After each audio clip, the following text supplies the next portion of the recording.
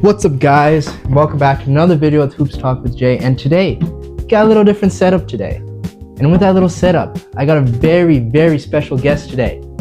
Caleb Buzenis. There he is, folks.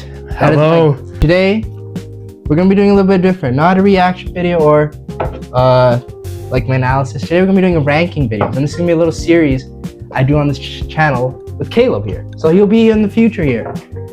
So, our first ranking video today will be top 10 defenders of all time. You want me to say my number 10 first? Yeah, and he started off. I have Kawhi Leonard.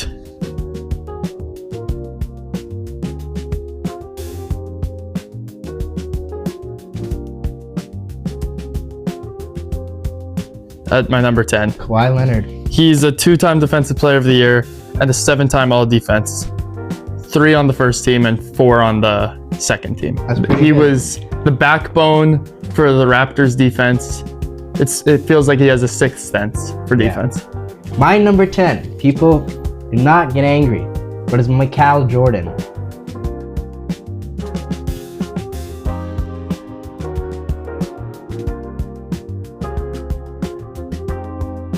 One Defensive Player of the Year, 9-time All-Defensive First Team, and 3-time Steal Leader. I know he was a good defender. I know he had like the mentality and stuff, but I think there's a lot more better defenders in general that are better than him. I mean, number 9. I have his teammate Dennis Rodman at number 9. Rodman, number 9? Yeah, I think he was, for his size, he was a very good defender. Yeah. And he was able to go hit for hit with some of the bigger guys. Yeah. But I think he's slightly overrated just because of his how much of a dog he was. Yeah. People hype him up to be something he wasn't really. My number 9, this one I don't think you even had this on your list or even on your honorable mentions. It's Tony Allen. He played for the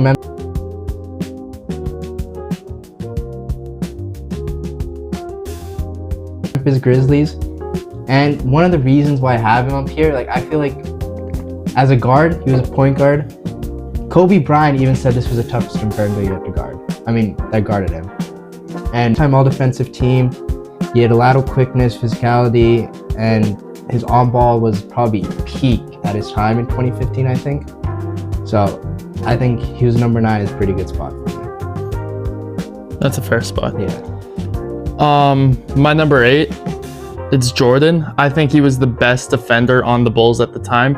The only reason he wasn't guarding their best player is because he had to carry the biggest offensive load. I think he was a better defender than Scottie and Dennis Rodman, but Scottie and Dennis Rodman were not good enough on offense to be switching roles with Jordan. Jordan, when he had to be, was all-time defender easy. Yeah. And I think you go based off peak and their ability, which I think in his peak and his ability to play defense was higher than Dennis and Scottie, and I think that puts him number 8 on my list.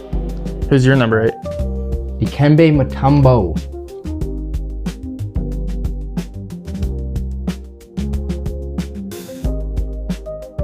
Is my number 8. I think you probably have him a bit higher. A little bit higher. Dikembe Mutombo was the blocking king after maybe Bill Russell, I think. He was second all time in blocks. He was an elite rim protector. And I think watching his film game and stuff, like, people are scared to go in the paint with him. Yeah. And they were just scared to get blocked from Mutombo, even getting a finger wag. So I think that's 8 is a pretty good one. 4-time Defensive Player of the Year, which is number 1, I think you said? 4-time Defensive Player of the Year? Yeah. That's tied with Ben Wallace and Rudy Gobert for number 1 all time. God damn it, Rudy Gobert.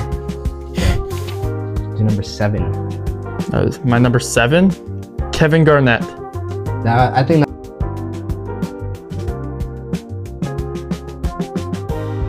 I missed. You missed Kevin Garnett? I think he didn't really like overly do too much in his career. Yeah. But I think he was like his trash talk. There was no bounds with him. He insulted Tim Duncan's dead grandmother, or his mother, not even his grandmother. Yeah.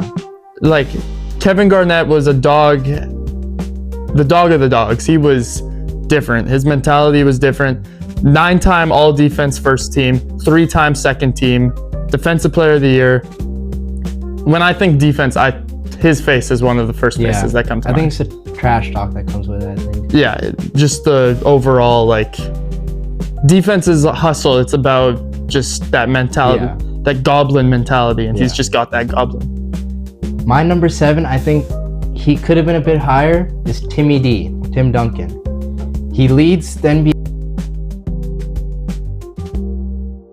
in 15 all-defensive selections, 15, and 8 times all-defensive first team. And I think I put him a bit too low, in my opinion, because during the San Antonio era of like 2013, I think it was, when they were winning a lot, like that 5-year stretch, like he kept San Antonio in the top 5 defensive team in the league forever.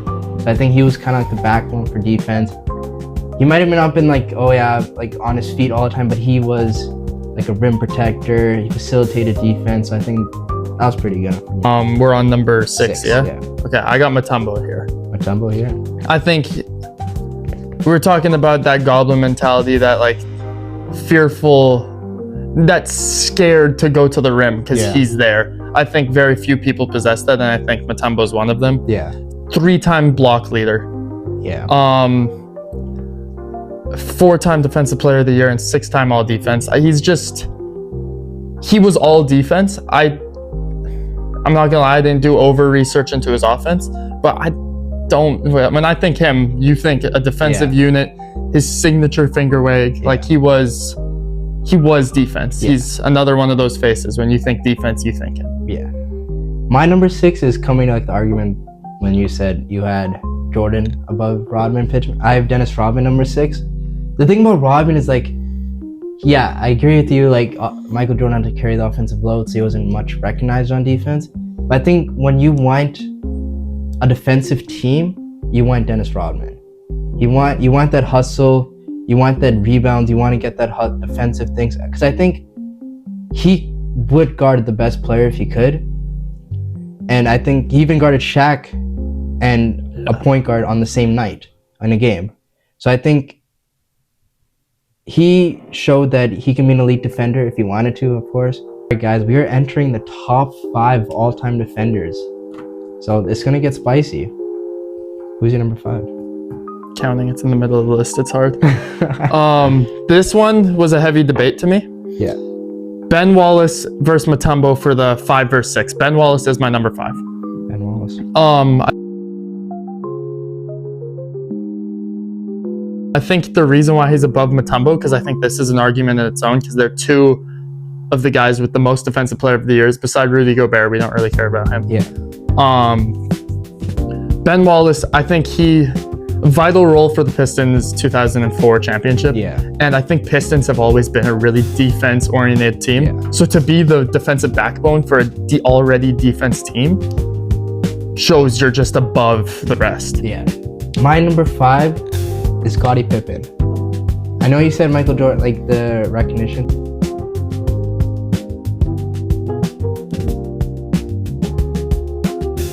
I think with Michael Jordan's offense, Scottie Pippen was like the security for Jordan. Because I think the defensive side was Scottie Pippen. Like Scottie Pippen was really known for his offensive things. It was more his defensive stuff. So I think the mingle with Jordan and Pippen, I think Pippen took over with that 10-time all-defensive team. And he helped with Jordan getting the 6 rings. So I think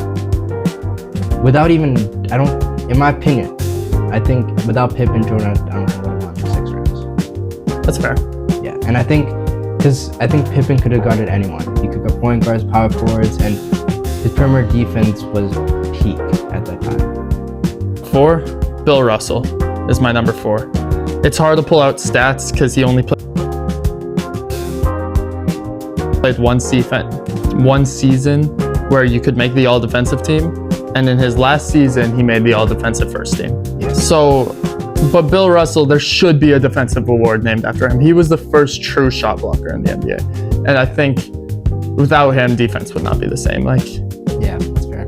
I think maybe influence is being more of a role in my decision here than some of the other guys, but because there's no awards, there's nothing like to show Bill Russell's actual power.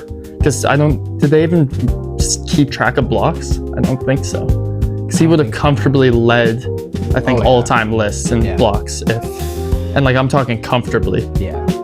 So he's my number 4. My number 4 is also Bill Russell. Exactly what Caleb said. I think the main thing is he's also underappreciated. He's won 11 rings in 13 seasons. So I think even just that is just saying something. And even, he's revolutionized the shot blocking, I think. Well, guys, we are nearing the end of our list. The top 3 defenders of all time. So you're number 3, pal. You had him low. I have Tim Duncan right here. My number 3. I probably should have put him a bit higher. 15-time all defense. I'm pretty sure. Yeah, that is the most all time. He didn't ever win a defensive player of the year, but being part of the Spurs era, being that guy who's the backbone, talking about like being above Kawhi, who's already an all-time defender. Yeah. I mean, Kawhi was in his early years, but Tim Duncan was just such a defensive unit that there was no, like, I'm repeating the same words, but defense is about very few things, and it's about those little things that matter most. And Tim Duncan was all about the little things, the fundamentals of defense. My number 3, I don't know if you missed or if you had him in your honorable mentions, is Gary Payton. I think he goes underappreciated because of his position, his height, and all that. But he was the only point guard to ever win Defensive Player of the Year in 1996. And he's made 9-time All-Defensive First Team, and he's literally named the Glove. So he literally makes your defender not breathe or anything. And even watching his son play, you can even see the resemblance in it too. So I think the steals, the grit, it's kind of like what every coach wants in a defender that height. I agree. I just have him at number 2. Oh, damn. Yeah. Everything you said, I can't even like add to that. That was perfect.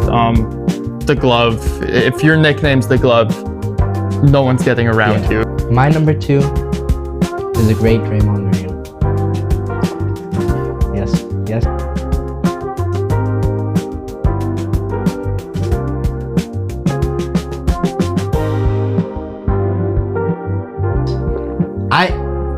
Yes, he plays some aggressive defense that was like UFC, but purely defense, like even this past season, he stood up for his guys. He was there on defense.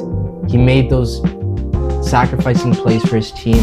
So I think just purely defense, this might not be stats. Like, I mean, he's made 9 defensive all team, 1 defensive player of the year. I think that just shows to go. Even the Warriors championship runs, if the Warriors didn't have Draymond, that defensive backbone, like obviously like Clay, Curry, Durant to shoot and score, but Draymond was a backbone for their defense. He helped even the young guys come up and play defense. And I think he's one of those defenders that will actually like study its players and stuff and make sure to like get it in their head. I mean, like even when you said about Kevin Garnett, Draymond does talk a lot of trash. I mean, it's not messed up as Kevin Garnett. Kevin Garnett was different. That's insane. But I think Draymond is my number 2. It's controversial, but I'm just saying that like people hate having him. You hate going against Draymond. Yeah, because he's gonna make sure you have no kids again, yeah, but man. Saying, no, it's just saying that like that fear in getting defended, or even you. It's like you hate going against him, but you love having on your team. Like you'll have your back and stuff. Yeah, that's controversial, but I think we got the same number 1. I think you want to say it at the same time. Yeah. 3, 2, 1. Hakeem Olajuwon. He's the greatest defender of all time. Yeah. I think he's like a pretty gold-plated, like that's his spot. Yeah. That's pretty locked in. 3-time block leader, 5-time all-defense, and 2-time defensive player of the year. He's just got everything. Like even the stat, like his career average is 3.1 blocks per game. That's insane. That's like usually people only get 1 block, but this guy is getting 3 a game, and he gets 1.7 steals per game per center. Exactly. And he literally made David, like, I've seen games and stuff, like, he made David Robinson, Patrick Ewing, and Shaq not that dominant. He made Shaq not look dominant. Like, he made it seem like, oh yeah, it was normal guarding Shaq. Like, Shaq was a normal person to guard. Which is not. So I think, yeah, Hakeem is definitely, undoubtedly number one. Yeah, I think he was, like, honestly, maybe him, Gary Payton, and Tim Duncan are the only three guys who are locked in on my top 10. Yeah. And, like, he's the only one who's locked in their position of number one. So yeah, I think that's going to end it there. Our list was pretty good. I think some of them, except my Draymond take, I know it's controversial, but still. But yeah, hope you guys enjoyed. Let us know if there was any takes that you think any of the defenders we missed. And yeah, I'll see you guys next time. Peace.